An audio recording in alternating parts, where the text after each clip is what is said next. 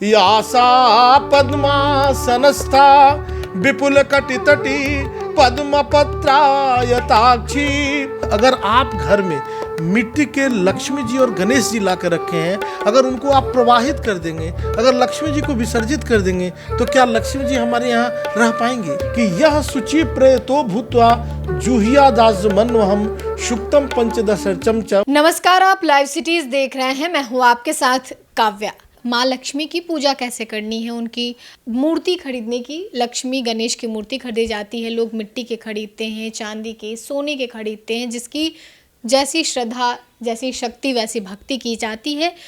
और पूजा कैसे करनी है, इन तमाम मूर्तियों की क्या मान्यता है, क्या विशेषता है, और भगवान माँ लक्ष्मी की पूजा कैसे करनी है? जी, सबसे पहले बता दें कि आप अगर घर में माँ लक्ष्मी को स्थापित करना चाहते हैं और पूजा करना चाहते हैं, तो आप देख लें कहीं आपने मिट्टी के तो लक्ष्मी गणेश ला के नहीं रखे हैं, या आपके यहाँ सोने या चांदी या किसी धातु के तो नहीं है। सबसे पहले मैं बता दूं काम्या जी कि अगर आपके यहाँ मिट्टी के गणेश जी हैं, चूँकि कई बार देखने और सुनने को मिलता है कि पिछले साल मैंने मिट्टी के गणेश जी ले लिए थे, लक्ष्मी जी ले ली थी, और इस साल गंगा जी में प्रवाहित कर देंगे और फिर नया ला के पूजा करेंगे। यह जो परंपरा बिल्कुल गलत है।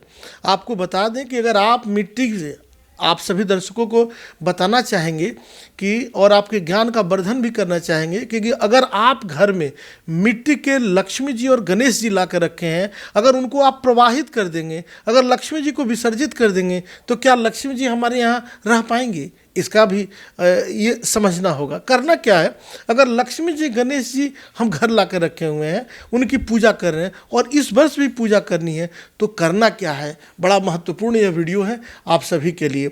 आप सबसे पहले एक अच्छे बर्तन में, जो छठ का बर्तन होता है, जो तांबे का हो, जिसमें आप माता का प्रसाद छठी मैया का लेके जाते हैं, आप उसमें खूब अच्छे से आप जल डाल रख दें, उसमें गंगाजल डाल दें, उसमें कुछ गुलाब की पंखुड़ियाँ डाल दें, और जो गणेश जी लेके आप आए हैं, कौन से, मिट्टी के लक्ष्मी जी और गणेश जी, उनको दोनों को उसी में आप रख दें।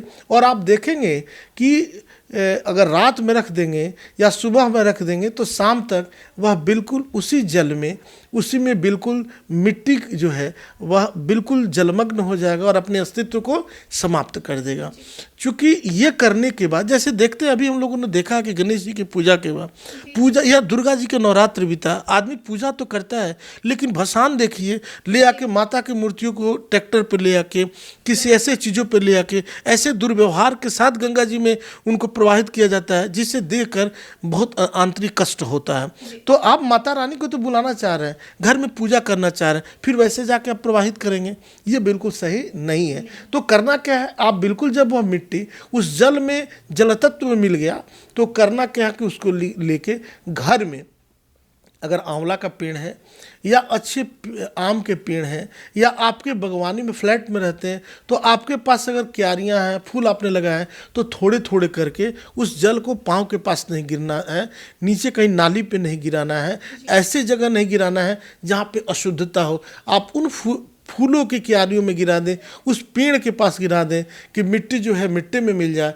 और लक्ष्मी जी अच्छे जगह पे उनका जो, और लक्ष्मी जी आपके घर में रहे। और प्रयास करें कि अगले साल मिट्टी का लाए तो ऐसे करें, नहीं तो अगर चांदी का, सोने का या किसी चीज़ का रखे हैं, तो इस वर्ष अच्छे से उसको साफ़ सफाई कर लें और वस्त्र बदल के, और फिर उनकी जो है विधिवत जो है उनकी पूजा करें। पूजा की सामग्री के लिए आप देखे हैं कि दीपावली के दिन जो है खील और बतासे भी जो वो चढ़ाए जाते हैं, भरे जाते हैं, और प्रसाद जितना है, क्योंकि जितना प्रसाद, जितने अच्छे ढंग से आप पूजा करेंगे, लिखा है कि ये श्री सूक्त का ही मंत्र है कि यह शुचि प्रयतो भूत्वा जूहिया दास मनोहम शुक्तम पंचदशर्चम च। मतलब ये है कि आप जितनी शुद्धता के साथ पूजा करेंगे, पाठ करेंगे, उतना ही तेजी से आपके पास वो लाभ देगा। जितनी अशुद्धता से करेंगे, आपको वैसे ही प्राप्त होगा।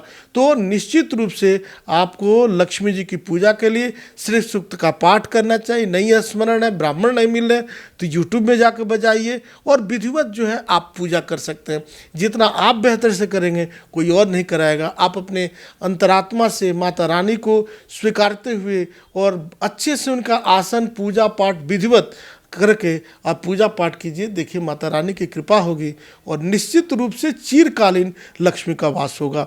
यह मंत्र माता रानी को, माँ लक्ष्मी को सादर समर्पित। यासा पद्मासनस्था विपुल कटितटी पद्मपत्रायताक्षी गंभीरावर्तनाभिस्तनभरणमिता शुभ्रवस्तोस्तरीया या लक्ष्मी दिव्य रूपैर्मणिगण खचितैः स्नापिता हेमकुंभैः सा नित्यं पद्महस्ता मम बसतु गृहे सर्वमांगल्ययुक्ता। आप सभी को दीपावली की ढेर सारी शुभकामनाएं।